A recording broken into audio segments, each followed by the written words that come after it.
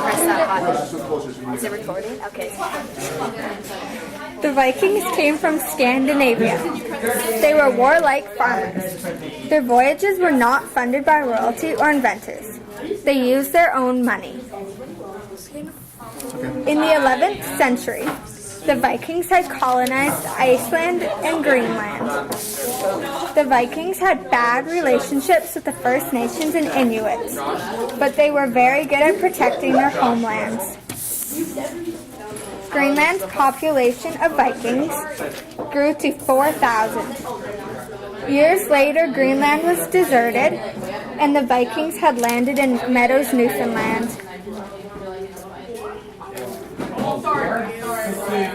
Europeans wanted to trade with Asia to gain silk and spices, and hopefully gold. They traveled west and found North and South America accidentally. Magellan, a Portuguese explorer, was the first to make it around South America into the Pacific. He completed this in 1522. That route turned out to be too difficult due to dangerous currents and the wind at the tip of South America. In the late 1800s, a different route was found. A constant threat of ice made this route very difficult.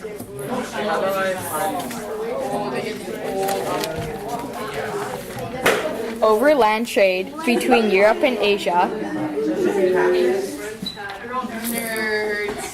was big along the Silk for much of the Middle Ages. But by the 15th century, Turkey controlled the land route to Asia, and Portugal controlled the seas around Africa. Someone needed to find a new route to Asia, and whoever that was would make a fortune. Christopher Columbus crossed the Atlantic in 1492. When he reached the Caribbean, he was convinced it was India. John Cabot was also interested in finding the new way to China. His plan was to sail to the North Atlantic, pass Iceland, and pass Greenland, and then sail to China. John Cabot was convinced Henry VII of England to sponsor him on his voyage. The king gave him a letters patent, which was a document that gave him permission to claim any land, even if it wasn't his.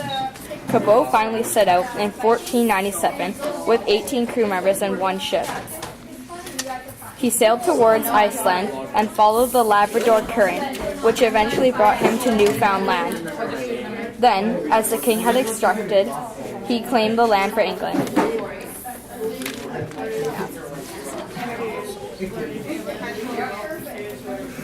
In 1524, France joined the search for a route to Asia.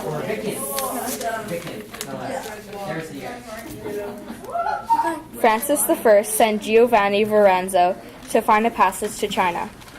He sailed the whole coast of North America between Florida and Newfoundland. He then figured out that North America was a single continent. Around 10 years later, Francis I was interested in North America again, maybe because French fishers told of a vast body of water behind Newfoundland. The king hired Jacques Cartier to go find out. He sailed past Newfoundland and into the Gulf of the St. Lawrence River. He met a group of people called the Haudenosaunee people. He kidnapped two young men named Tiohane and Domigaya and brought them back to France. During Tiohane and Domigaya's stay in France, they learned how to speak French and told Cartier about a fabulous land. Cartier brought them home a year later in 1535. Cartier used the brothers as a guide as they explored the St. Lawrence River. Their journey was very dangerous, but eventually they made it to the community of Stadacona. Cartier didn't stay in Stadacona long.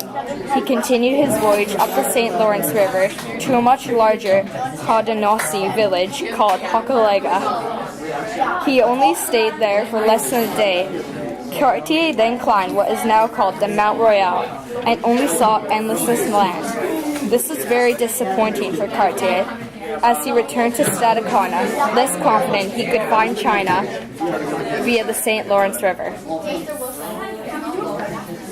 This is The winters were much colder than the French had expected, as 25 sailors died of scurvy. Cartier then kidnapped Tiagny and Domigaya again, along with 7 others, and returned to France. They never saw their homeland again.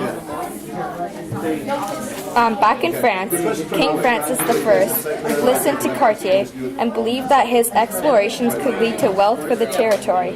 He authorized a 3rd ship for Cartier in 1541. A nobleman named Jean-François de la Roberval to establish a French colony in what would be called Canada. In the spring of 1542, Cartier loaded his ship with diamonds and gold and went to meet Roberval. Against orders, Cartier left Roberval to set sail in France. Roberval was left to spend the winter alone. Cartier's cargo was proven worthless. He was ruined, and France's attempt to colonize in North America was a fail. Although France had failed to colonize in North America, they still visited seasonally.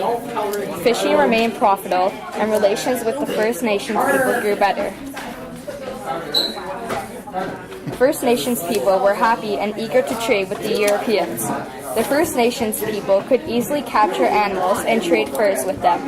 The First Nations people were interested in the Europeans' metal pots and sewing needles. In Europe, the furs were much bigger in value than the metal pots and sewing needles.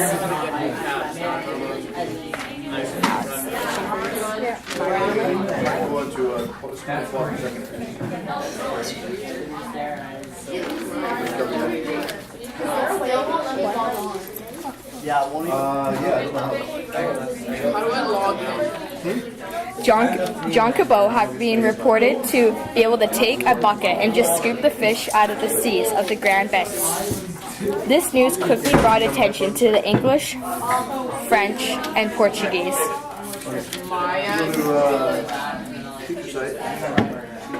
But by the early 1500s, European fishers were regularly visiting these waters. However, fishing in the Grand Banks was also very dangerous. It is where 2 currents connect, which creates lots of fog. Plus, it is in the way of icebergs, but they were willing to take the risk for these massive profits. It took 20 days to reach Newfoundland from Europe. Without freezers, fishers had to preserve their fish by salting them. The French and Portuguese got their salt from the Bay of Biscay, off France's west coast. The English got their salt off the shores of Newfoundland.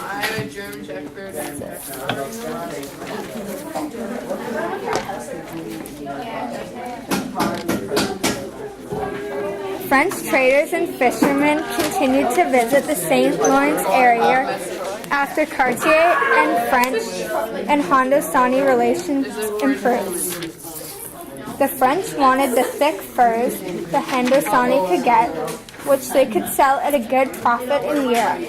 The Haudenosaunee, in return, wanted the goods made from iron and steel, which was sewing needles and metal pots. Both sides were happy with the trade.